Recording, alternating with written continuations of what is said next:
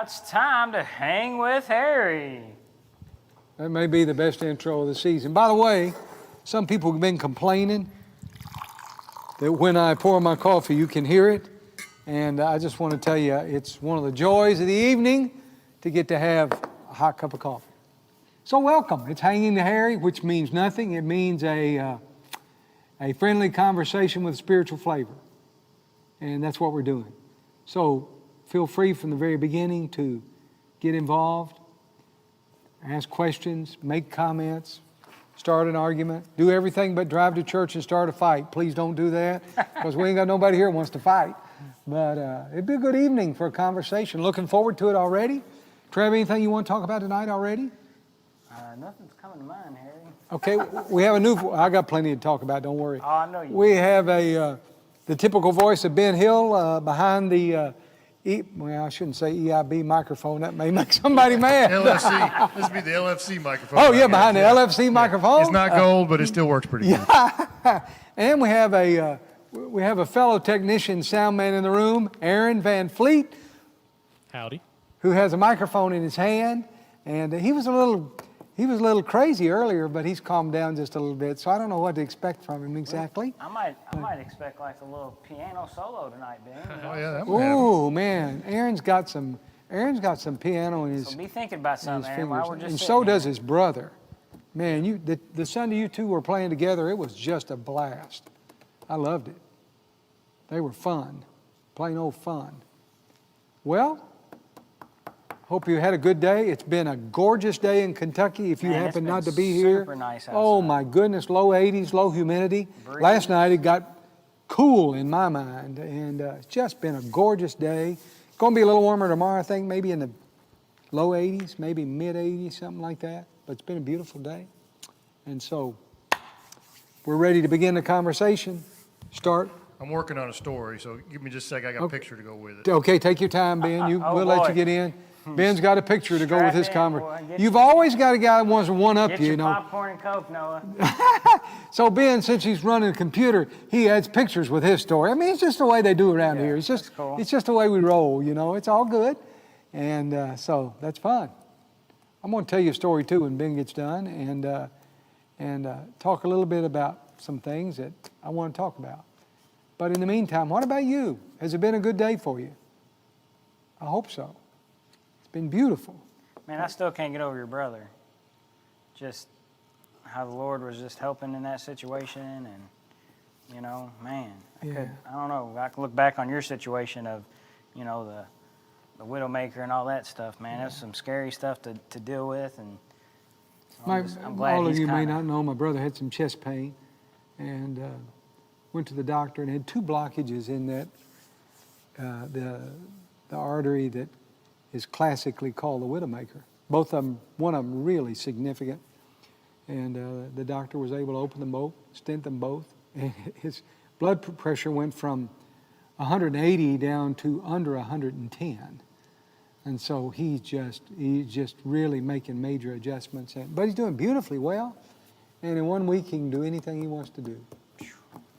And he's already ready to go back to work. He just said, I can't stand sitting around. It's driving me crazy. So retired life's not for him then, huh? Well, yeah, he got kind of early retired from state government with a new governor, which happens in both parties, you know Right, that. right. But so he's worked ever since then. Oh, I but know, He's yeah. trying to kind of find what he wants to do. And here's a little pitch. I think he's going to take his realtor's license and maybe get in the auction real estate business. Maybe. Okay. Don't know, but maybe. Just a story. But hey, we're glad to have him. Anita and I went Sunday night to see him and Juanita and got to have supper with them, and he's just doing well. Very grateful. Doing well. That's good. So we were talking about the low humidity and good weather. So this morning, I'm not a morning person, but Heather just mentioned yesterday, I think it was, that how much she'd like to go to Farnsley Mormon in the morning and bird watch. So for me, that's requiring some connection with coffee or something. So I'm like, well, let's go to Stomping Grounds and let's get some coffee, and then let's go bird watch. And so we did, and we Support had local business. There, Oh, man. look at there. yeah, we had good times. I'll put this on screen here. There's So- a big variegated woodpecker right there. If you man. haven't seen one of these, it is available for viewing at Farnsley Mormon Landing. Is that the big tall one, Ben? I It's mean, big those tall. things get, This yeah. thing's about, I guess, 15 to 17 inches tall. Yeah, they're amazing. Yeah. They're amazing. And it's called I don't know if I'm pronouncing it right, a pileated woodpecker, I think. Okay. But I'm not sure. I'm guessing that's who Woody Woodpecker was modeled after, the cartoon. But the way we identified it was we were across the way and listening, and we heard this bird, and it sounded like it was laughing. It's like I don't know. I don't know. I really? can't even Okay. do it. Yeah, but I'm so but it was glad we like get sound it's like the most bizarre bird sound ever. And Heather's like, I've never heard that before. And I'm like, that's bizarre. So I look it up, and I was pretty sure it was either a laughing kookaburra, which I don't think exists in the northern hemisphere, or it was a pileated woodpecker. So we walk over there, and on our way out, and we hear, Oh, yeah. and I'm like, Come on in. well, that's kind of pretty loud. And Heather's like, what is that? That's the loudest like woodpecker sound I've ever heard. And sure, it took us a few minutes, but we found him, and so that was pretty cool. They're amazing. I mean, it's a monster bird to me. For a woodpecker, you don't think about one. Man, they're so big, you know. Yeah. We also saw barn swallows, which evidently, I don't know, there's a whole bunch of story to them, but they build their nests with mud, a lot of mud, and man, they eat bugs, and so there's a lot of bugs coming up out of the grass, and they were just flying like crazy everywhere and just getting bugs, and they were pretty neat too to watch. So it was a good morning. Well, yeah, that's sweet, Ben. Today I was mowing grass outside. It's a story I may share later. Man, those barn swallows, that stirs up the bugs, I guess. You know, they're right at the level of the tractor, all around you. You know, it's pretty amazing. Yeah, pretty amazing. And they're like, it's kind of like they're acrobatic in their flight. Yeah, It's not yeah. just. Oh yeah. I don't know. Some birds are kind of boring to watch them fly. These things are like they move kind of like bats. I think I could easily mistake Confuse them the for two. bats if it was nighttime because The underneath side of the wings are a little bit lighter, if you notice, like an orange yellow or something like yeah, that. It's they a call little it different. chestnut is the color they call it. Sorry, I didn't have the right color. And the Guys, top, excuse me, on my own show. and the top Somebody's is really been See, here we putting go in the again. I Wikipedia get time put today, down on Noah. my own show. Yeah, whatever. I'm done. Somebody's rolling in the Wikipedia Heather has the Audubon Society app on her phone. So, but Okay. the top is called steel blue, which I thought was black until it hit the light, and I'm like, wow, it's kind of like a bluish, kind of foily color, and makes perfect sense. So, yep. You know, in the country, when my first pastoral assignment was in the country, they used to build houses with all these little holes for, what was the name of the bird? Eats all the mosquitoes. It's a huge mosquito eater. Skeeter bird. No, not skeeter bird. Oh my goodness. We go from a kookaboo moo-boo to a skeeter bird. I'm like, could we talk about sparrows and blackbirds or something? I mean, do we have to always be off the top? Oh man. You know? Man, whoever's an avid bird watchers out there in Facebook land tonight, they are loving the combo. Anita grew up, her parents lived in a place in southern Illinois, a park area called Bird Haven. Oh, wow. And they were kind of caretakers in there, and it was a bird watcher's paradise. I mean, they eventually closed it and got rid of it, but she spent a lot of time in Bird Haven as a kid. Heather says purple martin. That's right. Yeah, those the purple mosquito martins. eater, I guess. And maybe they would eat hundreds of mosquitoes a day. It's amazing. Somebody Yeah. said, ask Harry about the parakeet. Who said that? I don't know. Take a guess. I bet you can guess. My grandfather had a parakeet. Okay. I was scared to death of it, man. What was the parakeet's name? Did it have a name? Yeah, Boo. Boo, huh? Yeah. And it was boo to me the whole time. That parakeet fly, I get under the table. The parakeet would sit on the edge of his cup and drink coffee out of his cup like that. So were you like 14, 15? I was probably 3 months old or something Oh, like that. okay. No, I was old enough to know better, but I was scared to death. And I have had a continual fear of birds my whole life. Thanks to Boo, huh? Well, Boo, and do you guys know the language when I say, I saw my brother get flogged by a chicken? My brother was playing with the baby chicks. So a mother hen jumps up on his back. Is that right? Pecks his head and flops her wings, and they call it flogging. And so between the parakeet and the flogging mother hen, I'm done. And the movie The Birds. Oh, yeah, that's pretty rough. Yes, I remember The Birds. I was man. in Canada on a band trip, crazy stuff. going between 8th and 9th grade, Noah Hill. And we were in Canada and watched the movie The Birds. You ever seen The Birds, Noah? Oh, okay. Oh, yeah, he said. Yeah. The sci-fi is a little old for you. It probably wouldn't be very impressive, but it scared the daylights out of me. Yeah. So we're talking about birds tonight, folks. You just never know what you'll get. And so parakeets are out, and anyway. So I got one more funny. I don't know if it's Oh, funny go or ahead. not. It's funny to me, but About birds? story. Yeah, it's a bird story. So we've got, I don't know. Have to ask Heather. We got like 15 or 25, I don't know, bird feeders in the backyard. No, seriously. We Good had like grief. 6, I think. We had like 6, seriously. But it's enough that we have a huge influx of birds compared to what we have. Dude, you could go on a great vacation if you just saved up from all that bird seed you buy. Yeah, we couldn't go anywhere right now, though. So That's yeah. true. So might as well just spend it You on have bird money, seed. yeah. Make our backyard like a vacation. This is So true. so I started. I've got outdoor speakers, so I started pulling up Spotify and playing bird sounds, That's pretty good, yeah. and they start interacting with the speakers. I have no idea. Oh, come what on, they're Ben. saying. Come on, It's man. pretty scary. You're going to be like the dog whisperer before long. Ben's going to be talking to the birds. Ben, I didn't know you like birds so much, man. Like, I've learned something about Ben Who was Hill the tonight. Catholic monk that they said he was so gentle he'd feed the birds out of his hands? If you can answer this, you're impressive. Your Catholicity is amazing. Anybody in the chat? Heather Hill says you guys have 4. Okay. Okay, I'm good to have a fact checker. It's good to have a fact checker. 4, Noah's saying 4 as well. 5. Oh, he's One saying by the deck. That's 5. No, there's a little red ball there. All I know is we had 10 that I could count squirrels in our backyard. Oh this yeah, morning. if you Oh, put yeah. out bird feeders, you'll get squirrels. Okay, there who you was the monk that fed birds out of his hand? Heather Saint- says St. Francis. She's right, man. That helps. Well, I could have guessed that. That seems like a pretty easy guess there. Well, why didn't you guess it, homeboy? Well, I didn't want to ruin it What for I everybody thought- else that's watching what I at thought. home. Yeah. Can't ruin it for Okay. everybody, Aaron. You know. Whatever. Man. That was his. You'll see him often in pictures with his hand out with a bird on his hand, just as a Is that right? expression of his gentleness and connectedness and all that. So let's take a turn into the world of Harry Curry's study. Oh my goodness, What you been learning? man! I've been learning some stuff. Okay. I got a page right here. You want me to just start at the top and read all the way You down? know, man, whatever the Lord wants you to do, just roll with it. I don't know what I want to do. I'd like to talk a little bit about Sunday again, and I apologize, but about faith. Particularly, a couple little things not original to me. Oswald Chambers Yeah. said we have faith like we have the measles, which I thought was an interesting illustration. We have measles in some spots, but not others. Not others. And he said we have faith like that. Something we don't have any trouble having faith for. Other things, it's just like it knocks me off my socks or something. I can't have faith for it.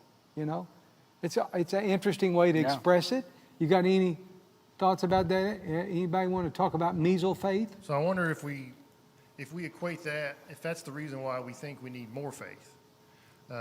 Because in some areas we have, I'm going to air quote, enough faith, but other areas we don't, so we assume we're deficient in some way in faith in those areas, when I wonder if the reality is we have the same faith across the board, but in some areas are more challenging, period, than others, and so therefore we feel like there's a deficit. I think to ask for more faith has always been a little bit of an odd request, you know, and so yeah, I think there are areas that are more challenging. And the other thing is they're probably unique to each of us.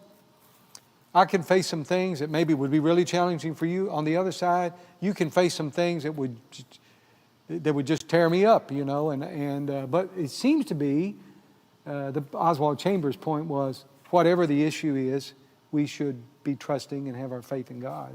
And that just seems to be a pertinent illustration that's really challenging, you know, because most of us, if we were honest, would say, well, I got a couple of areas that I feel like, man, they're greater struggles than any other, you know.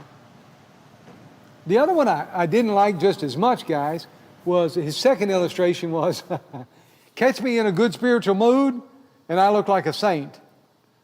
Catch me in a bad spiritual mood. And so he talked about measles and moods in my mind. That's what I call them. And I think, man.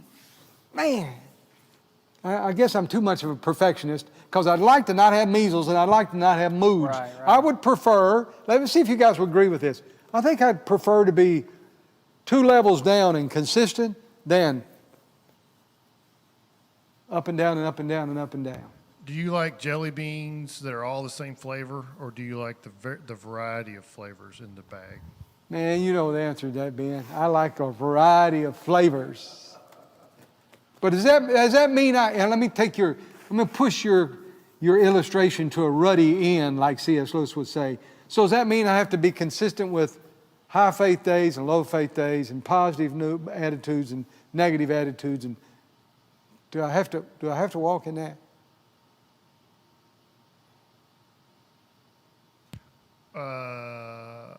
I see. Okay, I'm trying to follow what your question I'm is. following you. Jelly beans. You say all my jelly beans ought to be green and red and blue and black and speckled and blah, blah, blah, blah, blah, blah, blah, blah, blah, blah. Yeah, I would probably argue your average needs to be Okay. I'm okay with that. In the middle. I'm okay with that. I'm okay. Maybe with your average can't be anywhere but the middle. I'm trying to think about how that would look, but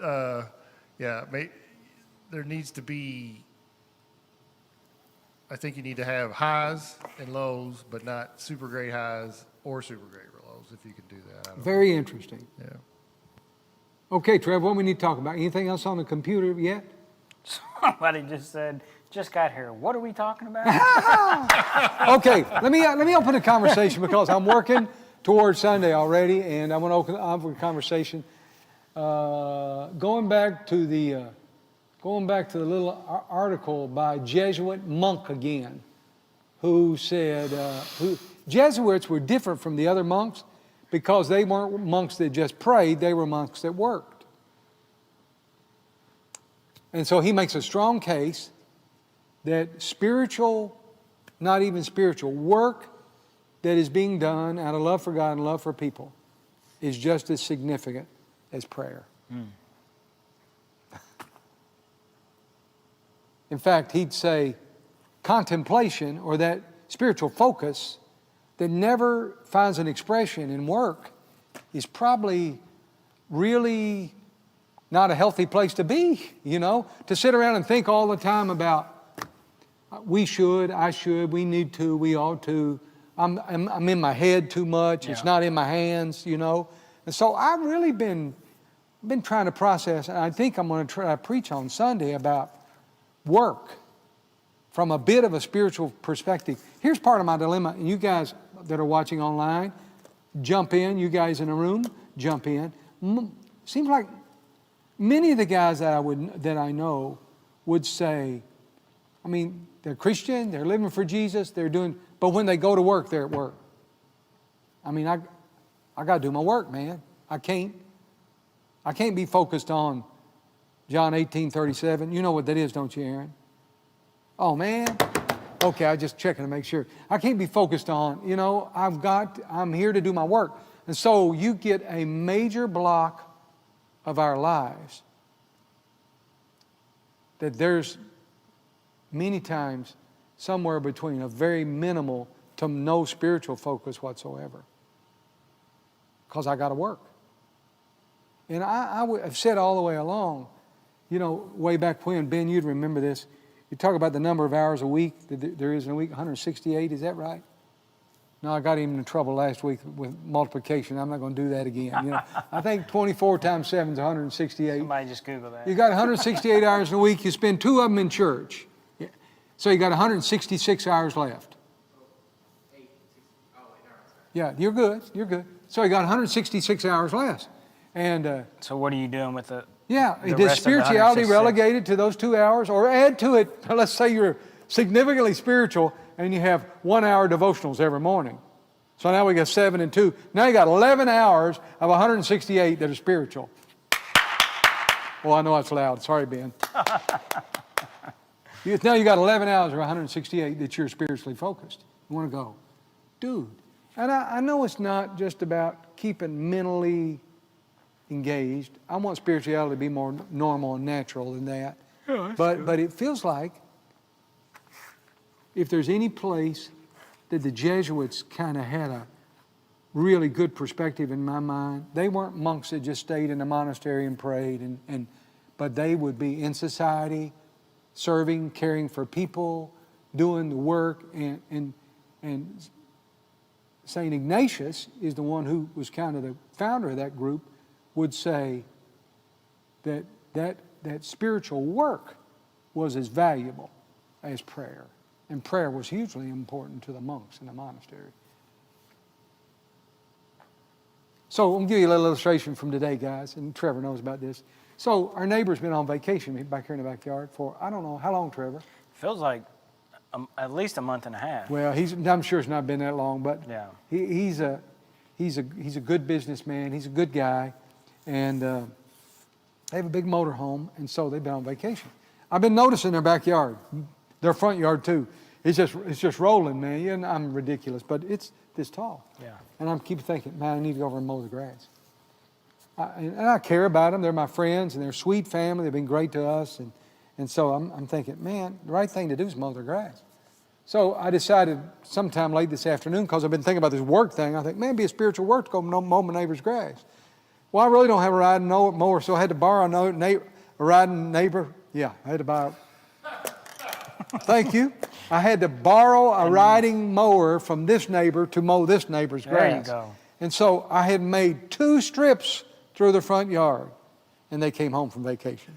I mean, here they come up the road, this great big, big RV, yeah. Great big RV, and they wave at me, and I'm thinking, dude, my timing is somewhere between perfect and terrible. I don't know what it is, And so they get out and they say, well, at least they know who mowed their grass. Yeah, now, well, they got cameras, they know everything, That's true. But so they said, man, you don't have to continue. I said, nah, I'm gonna mow the front yard and side yard and finish it. So, but somewhere along the way, I need, and this is hairy, my head needs to get into my hands a little Right. more. Good. I'm a great heady guy. I have strength in my head. I feel like I don't have near as much strength in my hands. Does that make any sense to you guys? I think we have, as a church, what's the word I want? Corporate, the big, Yeah, not worldwide just our church, but the whole church. capital C church. Capital C. I think we're guilty of often not putting our mind and our thoughts in our hands. I just poured a coffee. Noah hears that like I know, crazy we on have a that good time with the coffee. Go ahead. So I think, and also what comes to mind right now is, some of these,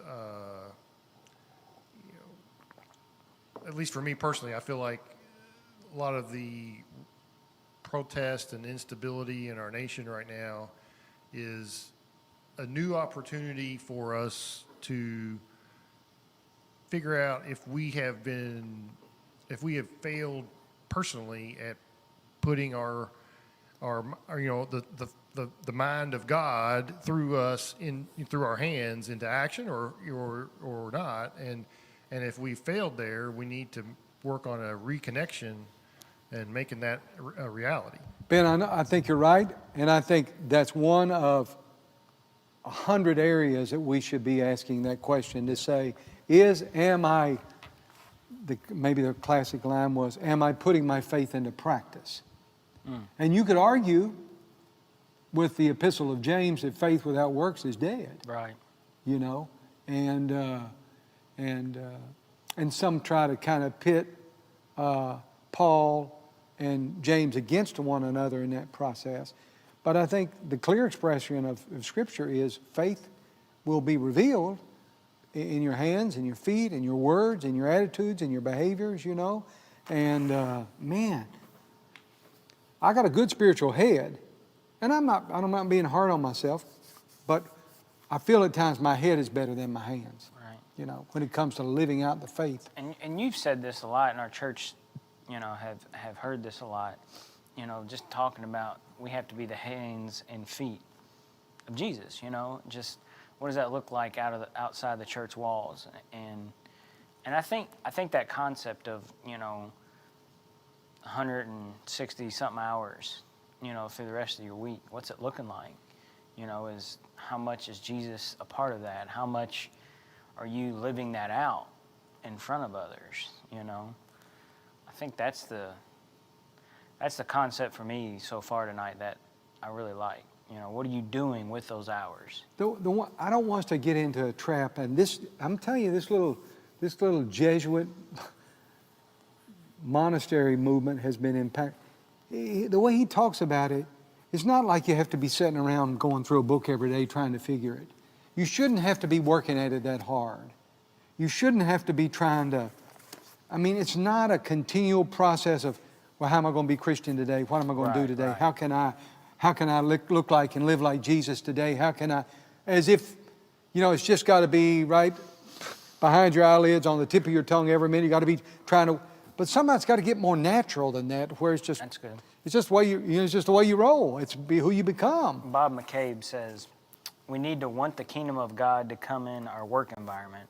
We need to bring our faith to work, allow Jesus to work with us. You are right, people turn it off for 8 hours. People think they must act different at work. I think we need to disciple people to learn to listen to the Holy Spirit in their daily life. Yeah, I think I agree with that. I think a good example, a lot of public school teachers, they just assume that they can't have any overtly Christian or spiritual flavor to their own personal life. to their school day. Okay. And Is that something they can get wrote up for, Ben? yeah, I think they could. But I think, if you don't test that and see where that line is in each individual school, you probably are not, if you're not pushing the envelope a little bit with that, you're probably missing an opportunity as a teacher in that particular work environment. And probably the same holds true for lots of other work environments. Yeah, I was going to say exactly what you just added on. But I think teachers are prime illustration, but I think there are lots of places Right. where Yeah. guys and girls alike just feel like I can't be distinctively Christian here. Yeah. I don't know. I'm not going to say that part, but Okay. but I think something occurred to me while Trevor was talking, that our hands and our feet will uniquely educate our mind and advance our thought side of things further than without them. So I think the Jesuit monks may have experienced a growth that the monks that literally took a vow of total disconnect and didn't work. I don't know if there was such a thing, but if there were, which I assume there were, if that's something unique to their monastery, the people that are all about the academics and the mind side of things miss out on a growth that they would get if they actually went out and did. Man, I couldn't agree with that more. In fact, one of the guys used to say, and Dave Keplinger taught me this, I think. He may have taught me back. Now listen to this, it's a little tricky. He said, it's easier to act yourself into a new way of thinking than it is to think yourself into a new way of acting. In other words, you begin to work and you can change your perspective. But if you say, I'm just going to change my mind and then get it into practice, Right, okay. it seems like that is a step you can't get off of, man. You can't get off of. But if you begin to work it and man, it changes the way you think. So I think they work together. But I know I have lots of pastor friends, and it seems like many of us, it's hard to get it. We become very academic. Yeah, oh yeah. Very academic. The language is academic. The experience is kind of put in a neat little box, and that's the way it works, And man, it's Yeah, I think it's helpful to hear that practical example of, man, I feel like the Lord's telling me to go cut this dude's grass. You know? And I think because the reality is you didn't have much conversation with him even when they pulled in. I never spoke to him at all. He waved at me and think, old dude saying, thanks, bub, appreciate that, you know.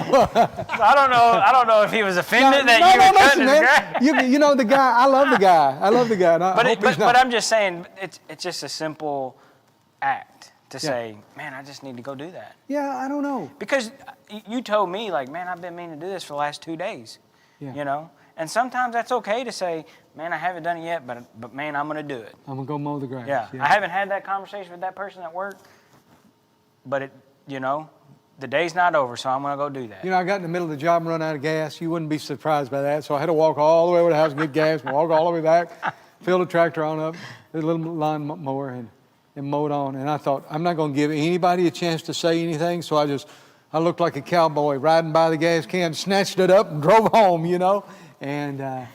But it seemed like maybe in some way, I don't want to be hyper spiritual, but the Lord's timing in that was so beautiful because they're a family I care a lot about, and for them to come home and see me mowing the grass is different from them to say, somebody mowed our grass. Would you look on the camera and see who did that? By the way, they do that just like that. Yeah, that's true. Oh, that was the preacher next door. I can't believe he mowed our grass, you know. And so it was a neat experience. But if I could learn, sometimes I think when I get old enough, I'm going to get that figured out.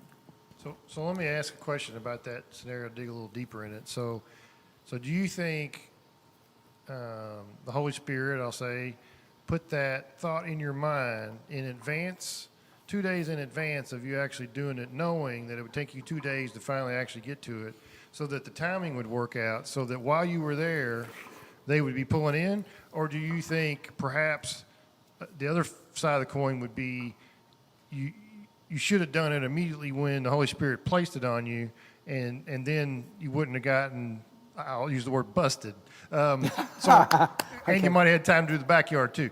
But I'm thinking, I don't know how to, that's a part that I would wrestle with, is like, well, what really? But see, that, well, I'm going to tell you why you wrestle with that. Go ahead, Trevor. To me, that's too heady. I was going to say, the reason you wrestle with it because you're in your head. I love you, man, but that's too heavy. Yeah, that's exactly what I thought. What do you think, Aaron? You're not even talking. Give yourself grace and realize I haven't done it yet, but man, I'm going to do it by the end of the day or by the end of the week. I don't, your question's appropriate, don't get me wrong. That's a good question. It's a good question, but I don't know if I was late or the Spirit planned for me to be late. All I know is I felt like I needed to do it, and I did it, and they showed up at that time, Well, I know I have prayed, and I don't know if there's a scriptural basis for this prayer, but I have asked God many times, couple things. One is, God, I don't really always understand what you're telling me, so I'm just asking you, just make it really obvious to me. Go above and beyond the call of trying to get my attention.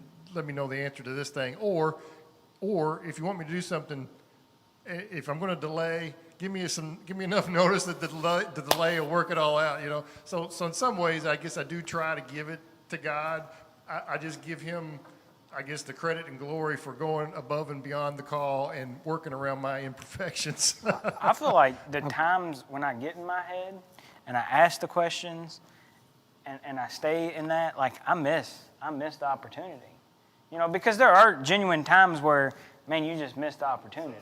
Yeah. Sometimes you can't go back. It had to happen when it had to happen. That's right. But that's what I mean. Like there's been a handful of times when, like, during the church service and the Lord tells me, go to the altar, go tell Harry we need to play that song, go do this. And it's just like, I just get stuck in my head. I mean, I find myself looking at my wife and whispering to her, like, I think I should do this. And she's just looking at me like, oh, I don't know what to tell you here. They just do it. And I still don't do it, Well, you would know that as a pastor now for 35 years, how many times after a service somebody'd say, man, I should have. I wish, I felt like, and you're saying, and, but I can. Yeah, Bob said earlier, this is simple. Okay. Bob said earlier, if I can find it, I think it just said, if you think it, just do it. If you think it, if you have the thought, just do it. We've got a few old teachers here that aren't around us anymore. And Don Taylor was one. Don's kind of like Dr. Tom I mentioned on Sunday. Don was an interesting old bird, but he would say, if you feel like the Lord told you to do it, just go ahead and do it. And you'll find out every time he was right in the middle of it. And that was pretty good advice, just go ahead and do it, and you'll find out afterwards. But I want to go back to the work thing for just a minute. Dallas Willard, who's one of my heroes, he's now gone to be with the Lord. Somebody talked about a Christian, what is a Christian's job? And I love this, and this would change the world. He said, the Christian's job, the first job a Christian has to do is do a good job. I love that. If you're a Christian and you got a job, and you're responsible, and you're there on time, and you work hard, and you do everything you can do to be a great employee, I'm telling you, that is a witness that is so strong and powerful. At times, it's greater than your words. It's people, and Dr. Willard used to say, people will say, that's wonderful. Wonder why?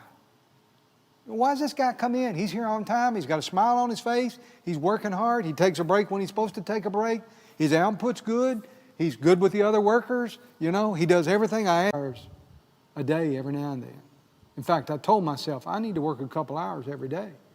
So I would mow grass or cut trees or try to dig up stumps or paint a room Anita needed to be painting just because it felt like it was good for me to work. That sounds stupid. But anyway, I've found it. I'm trying to figure out if the Jesuits are right, that our life of work is a true expression of faith and worship and Christianity. Or is it just work? You just got to do it.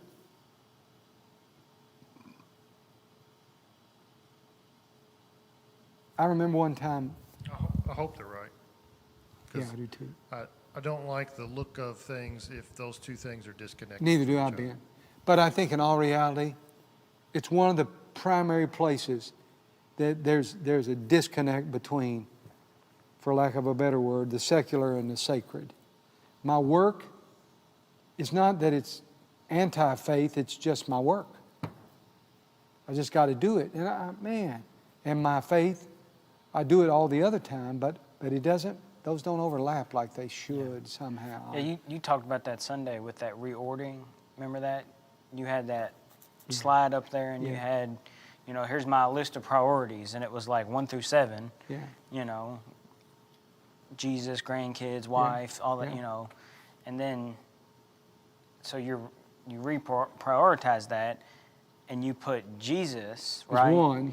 As number one, but then you had A, B, C, D, E kind of thing, right? Yeah. So tell me a little bit about that. Well, I love the fact that I think Jesus needs to be our number one priority, period. Everything else about that can change and move, and one day Anita's more important than anybody, and the next day some guy in the church that needs me to go to the hospital is more important than my grandkids and my kids and my wife and everybody.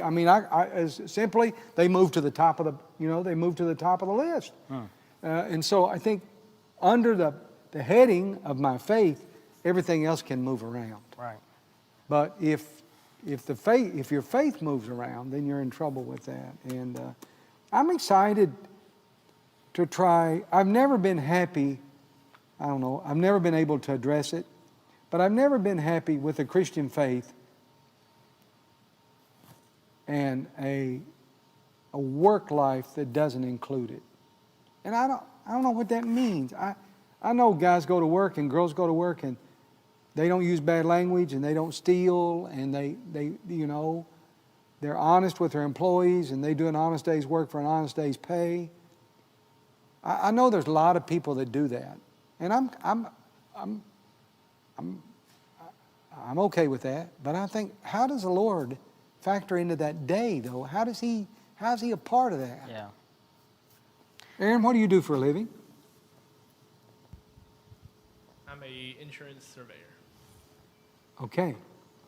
How does the Lord factor into your work? You show up on the scene and you're doing your work. I don't know how he does, really. my interaction with people is very limited. I kind of have like a 30-second speech that I give them to explain why I'm there, and then I go about my business. However, I do think sometimes in the little things that I do, like remembering to close their gate so their dog doesn't run out when I'm done, or something along those lines, that... Man, those are significant. Yeah. Go ahead. Yeah, little sensitivities. Go ahead, yeah. Sure. I mean, I don't know what else to say about that. Just the only other spiritual part of my workday is the countless hours of Christian talk that I listen to, that and politics. Okay. You do So- you do a lot of driving too, so maybe your road attitude could be a reflection of that too. Yeah, sure. Sure, yeah. Music you listen to, conversations, whatever in the car you listen to. But I don't know, it's just intriguing to me that it feels like for many of us churched people, there's a whole segment of our lives that we kind of have to, at the very least, put faith way back on the back burner and just get busy. You know, I can't remember which monk it was. I need to quit quoting all these monks. It may have been Brother Lawrence, one of those guys. He wouldn't let some guys wash the dinner dishes because he said they don't know how to wash dishes, which meant all they were doing was washing dishes. You know what I mean? That for him, washing the dishes was a service, a work, a spiritual experience, if you can imagine. Somehow, he didn't set his whole spirituality aside when he's washing the dishes. So some guys he wouldn't let wash dishes because they didn't know how to wash dishes. Now, that really sounds stupid. I know all you people out there thinking, this is the dumbest conversation I ever heard in my life. Well, maybe so. Maybe so. But I'm thinking about the Bible, and like when you think about the works that people did in the Bible, you don't hear a lot of the behind-the-scenes stuff, right? So it seems to me the best way to incorporate faith into your work is to have your personal walk be right with God. Oh, yeah. And so that when the moment comes where that you're ready. Because, you know, it's not 24/7 I have to be doing something spiritual. It's, does my life reflect Christ when it needs to? I think that's a great word, Aaron. I think it's a great word, and I think you're right. And I certainly don't mean by including Jesus in our work that we all need to be more preachy. That's not, we don't need to be more preachy. We certainly don't need to be condescending. Right. We don't need to be argumentative about political or religious perspectives. We don't need that. But Jesus ought to, is interesting today. Just a little silly piece. So I came over early this morning, and the lady that takes care of our building is such a sweet lady. Mm-hmm. She's just as sweet as she can be.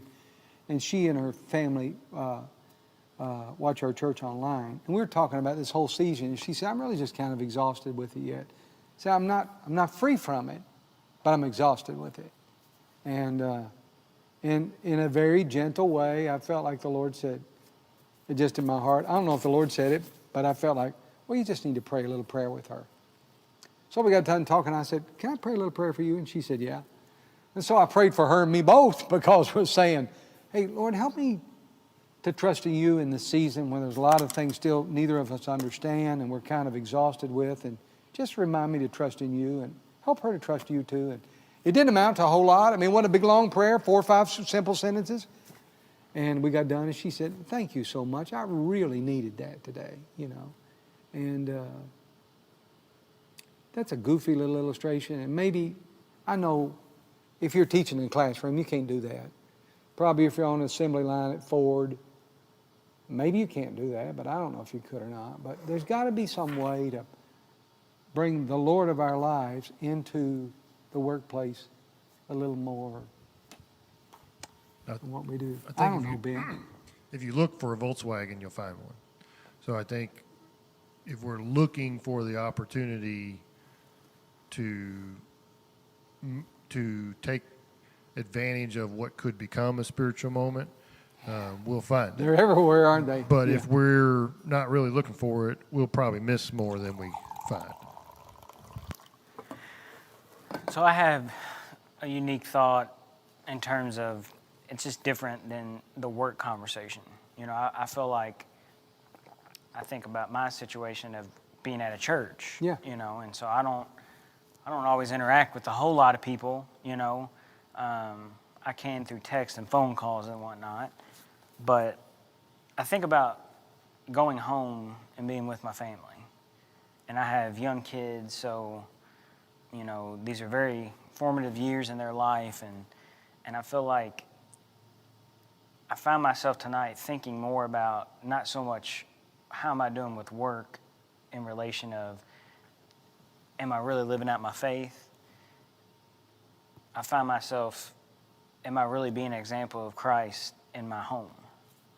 With my wife, with my kids. And I think about my wife who is, we're expecting in just a handful of weeks, and she's not working right now. And it's, you know, a lot of times it can be frustrating for a stay-at-home mom to feel like, well, yeah, I'm not in that boat.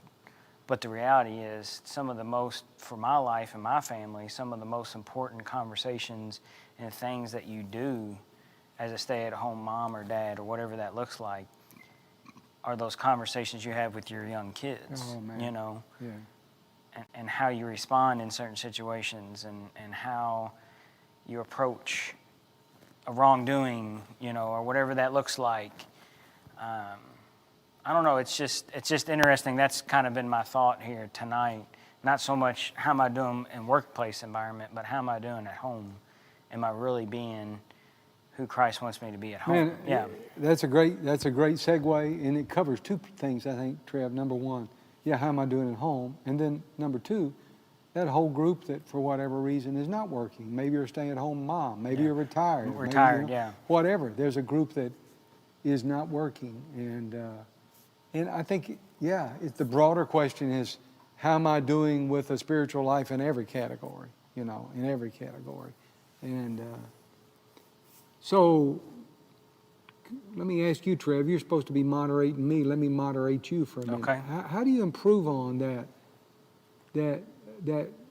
I think it's the spirituality in those contexts? I think it's the same way you would ask yourself, well, how am I doing with work? How am I doing with being Jesus and being a light at work? I think it's recognizing, one, how serious am I taking my walk with Jesus? You know, making sure I'm challenged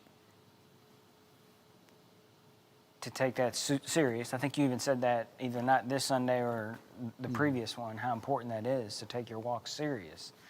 And I don't know, just recognize, you know, not go through the routine of kicking off your shoes and pulling the phone out or, you know, whatever routines are when you get home from work or whatever that looks like. But just really kind of, you know, one thing, I think mixing up your routine can be helpful. Like, my youngest right now is not sleeping really well at night. Like bedtimes are literally the worst right now. And I'm sure Ben and Harry, you guys can relate. Maybe even Yeah, I know Aaron. the stories about Reese. Reese was a man. All they want to talk about it. What are you talking about? She's still crazy. But like we've got a new routine where we put the youngest to bed first, and then we've and literally it's brand new. Like this tonight would be night 3, and it's been really sweet to sit on the couch with Lucas, our oldest, and be able to pray with him, and just pray specifically over him, and just kind of talk to him about like who do you want to pray about, who are you thinking about, and that we can just literally pray over him and over baby Anna, and Nolan, who's in the other room still cackling in there, you know. But I don't know, it's like mixing up the routine's good, you know, because I think work and home life, like we can all get so monotonous with that, and so maybe monotonous is not the word, but No, just that's so an routine. okay word. Maybe routine, right, Ben? Like, Yeah, I think Matt and Sam, I don't know if you've heard of this, but Matt and Sam do something with their kids where every month on the numeric day of their birth date, okay, that child gets to stay up an extra 30 minutes with mom and dad okay, and gets a little treat, Oh, that's cool. and then they put him in bed. Yeah. And that's kind of a routine, but it's so far that apart. mixes it up. Yeah, It's not really a routine, and No. So Yeah. I think you can sort of schedule things that'll happen, that'll reoccur, that are very valuable, but yet not really ever feel like a routine. I think, it's kind of like back to the jelly bean bag. It's like, I don't think anybody really likes routines long term, really. I think, everybody needs something a little bit variable to just make life more enjoyable and interesting, I think. I think, one of the things, I know where this comes in the story, but Susanna Wesley was John Wesley's mother. Okay. She had 10 or 11 kids, just a huge number. And she spent an hour in spiritual formation with every one of them every week. I don't know how she did. That was a different season. You're talking 250 years ago or something like that. But every kid got an hour's worth of personal attention every week. Just conversation, discussion, and man. My mother used to say to me, even now she would say, sometimes she would like it if I come home by myself. Just me. I mean, she loves Anita. But if it's just me, it's like just me and her. And as a parent, you don't get a lot of times, Ben, when it's just you and Noah. Yep. Not, or just you and Heather and Noah. Now, maybe a little easier with 2 than with 3 or 4. Susanna Wesley had 10 or 11. Oh, yeah. But some of those just taking advantage of those little moments, like you said, Aaron, those moments that come up. I think to try to create, and this goes back to what you said too, Ben, maybe to try to create those things is probably the wrong approach. You got to recognize them and say, man, I'm not going to miss this one, and jump in on it right then. And which is a lot better than saying, I'm going to get 20 minutes with Noah tonight, just me and him. I'm going to talk to him. We're going to talk about this. I'm going to pump that in his head. And that'll work for one night. Maybe if some girl doesn't call and he wants to talk to her, instead. But just to be able to. Trevor, if I can pour into you a little bit, I think listen to that conviction that you feel, because the timing is just right for that for you. And I think, if there's any correction that you can make right now that will be for the better, it's a great time to do it, because you don't want your kids 10 years from now to tell you where you failed. And I've got that list on my plate that I carry, and I missed the mark on some things and still do. And yeah, we all do. And the kids, especially Reese, joke about some of them, but she doesn't know. But it really goes deep in me when I hear it, because I know I missed the mark. Yeah, isn't it funny, Ben? I would play on that just a minute, and it sounds like a sob story, and I don't want to be negative. I don't want to chase ugly. But I'll tell it. I want to just back out of that, I think. All right. So you guys just allow me to back out of something, just Yeah, not even I say backed it? out of something earlier too. Just back out. I just want to back out of it. All right. Just some comment about my upbringing. I just back out of it. It's all good. Thank you. We But got I a think lot. it's Father's Day weekend coming up. Yeah. It's really appropriate for us to, all of us to examine, how we doing? Yeah. How'd we do with that? Or it's never, it doesn't matter if your kids are in the house anymore or not. You're still, you're still in that role. And I, man, I've got mentors and friends. I look at how they do it. I'm like, man, I gotta make notes on that way. When the kids get married, the notes won't work, Ben. The notes won't work, Ben. Yeah, I know it, because it's. You just, I don't know. But we need to create an app for again, that, again, the Jesuits guys say, don't get all wrapped up in the notes and the instructions, just follow the Spirit. Yeah. That's why they just follow the Spirit. Yeah. Aaron would say, be aware of the moments. Yeah. Just walk in those moments and take advantage of them. It's so easier to talk about that than it is to actually do that. When you're,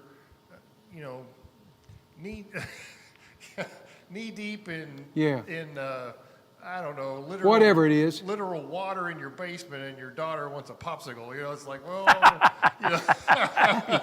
got you. Let me wade over to the freezer and grab one for you. I have no, that's not a real story at all. But I'm just thinking, I know there's been times where I felt like, man, I'm just overwhelmed, and I'm picturing Noah as a little kid. I don't know if this really happened or not, but it's like, hey, can we play ball? And I'm like, I don't have time to play ball. And man, it's like when you walk away from that, you feel like such a heel, but I don't know. I mean, we've got a responsibility to do the things that we have to do to maintain our safety, and but at the same time, trust in God that He's going to provide. But it's in a lot of ways, I think God provided us all skills and knowledge and abilities that He expects us to use, to some degree, to do some of the work, and so I don't know. I remember one of the stories being one of my brothers. His son got in a situation he shouldn't be in, and that happens occasionally. And so my brother went immediately to that setting and was there to help him through it and get on top of it. And his son said to him, I knew you'd come. I love that. I love that. I would like to have the kind of relationship where Noah says to Ben and Miles says to Aaron and Lucas and Nolan and Anna say to Trevor, I knew that's how you'd respond. Which is not a regimented, disciplined commitment. It's a spirit about our lives that says this is the way it's just the way I respond, man. I mean, I didn't plan to, but when it comes up, that's what we're going to do. And man, so I like early on, Trevor, you said, give yourself some grace, man. Give yourself some space. Yeah. Don't get too regimented. What about on Sunday? Ben, I was glad you could be here on Sunday. So we were talking about running to Jesus because we sang. I said, I need a volunteer. And Sadie raises her hand. I'm thinking, oh my goodness, what in the world we got, So Sadie's 5. She's going to volunteer. I said, okay, Sadie, come up here. Now, if you're going to run to Jesus, how far do you have to run? And I said, that's a great answer, And so often we're so stinking hard on ourselves, and we try to build ourselves up to be some competent spiritual person and giant and leader, and we just probably need to follow the gentle promptings of the Spirit. Right. And they come, man, they come. Yeah, that's what you were saying earlier about just show up, be consistent. Show up. Just show up. Be yourself. Be comfortable in your own skin. I realize I don't do it like anybody else. You don't do it like me. I don't do it like you. And guess what? That's perfectly fine. But just follow that leading. And we won't follow it perfect every time. Good grief. But we can do better with it. So it's good. It's good. So as we kind of wrap up, we've had about an hour.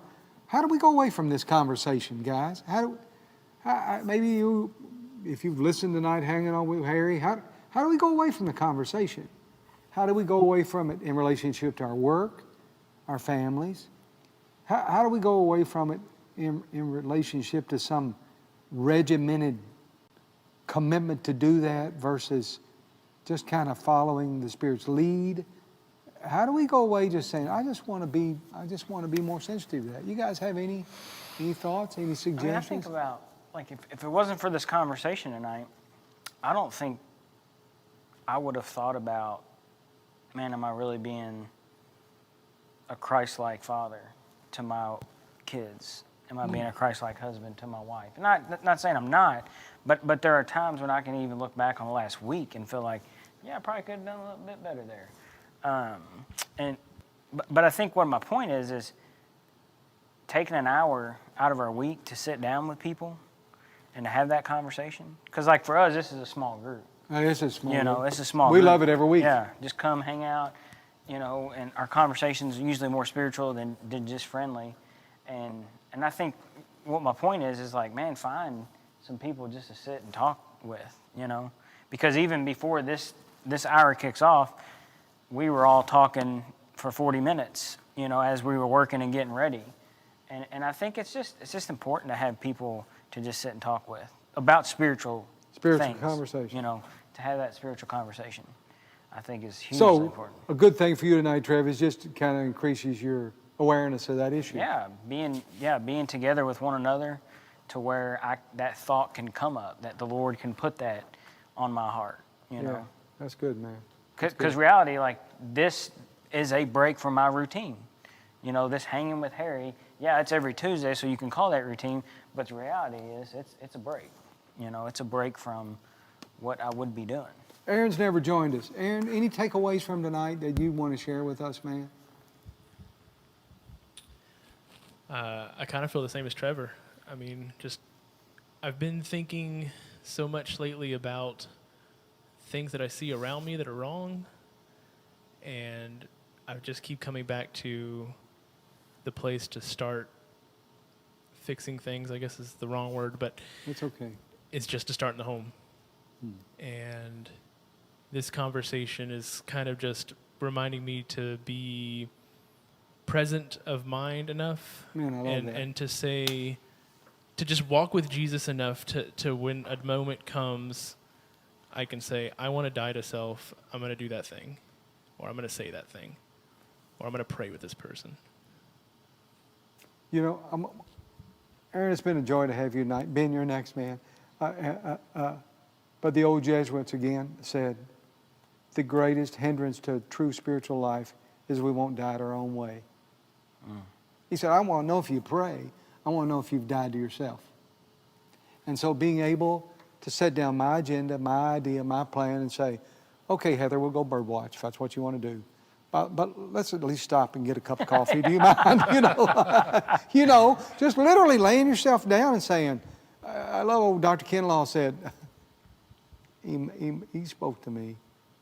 The day or the week or immediately having paid off Dr. Kinlaw's final school bill, Dad paid it off. He died that week of a heart attack or something. It's like I feel my lifelong purpose, which was to get you through school. And I'm like, wow. You know, somebody says it's that kenosis passage in Philippians. It's just laying yourself down, giving yourself away in simple ways every day. Any other takeaways for you, Ben, that you could share with us at all? Any? Yeah, I don't think I have anything new to add, really. I think it's I would just say it was, I feel like, even like Trev said, even though this is every Tuesday, every one of these has been different. I know. Yeah. I know. I mean, like Bird watching conversation. greatly different. I mean, and at least from my perspective, Mine too. I don't know how everybody else feels, but That's good, but man, it's, yeah. you know, and I think part of it is we're all coming together with having lived different moments already in Yeah. this new week, Yeah. and we're learning together. Yeah, and we're I think learning about, you know, we're kind of doing the iron sharpening iron thing, Yeah, we are. and hoping some of the shavings land in Facebook land and help some other They people will. too, you know. Yeah, they will. Yeah. But Julie Hook just says she loves these. I saw Julie yesterday at a bank drive-through, and she's in her convertible, and oh man, she just looked like she's going to have a great day. I just told her, Julie "You know, always you're has a gonna great have day, fun, man. Julie's yeah, she just was all smiles. It was good to see you, Julie. Yesterday. It was Julie's friend that I mowed the yard for. Julie knows that family really, see. really well, and so So I just, you know, I've enjoyed this too, and you know, and I'm hopeful. I mean, today we've only had about 16 to 18 online watching, but you know, hopefully a few will watch on the Memorex side of things. But you know, even if not, you know, we'll just have our for small those group in 15 here. to 18, Yeah. I hope you Yeah. took a tidbit away, and I hope, you know, somehow your day's been blessed in a new way just from us talking. That's good. So. That's good. Hey, I would say at the end, again, I don't mean to be preaching to the choir. If we can go away without some rigid new requirement upon us and just say, I just want to follow the Lord's lead, and be sensitive enough to hear that and recognize that and follow that, then we're on the right path. We're on the right path. Well, guys, I want to pray a little prayer at the close of our small group. And thank you for joining us. Lord, thank you tonight that the conversation went away. We didn't plan necessarily, but it moved from work to family to just personal relationships. And we don't need another job description that has 19 things we need to be sure and do every day. Not a one of us in this room want that. We couldn't keep it if we had it, Lord. But we do need a heightened sensitivity and better ears.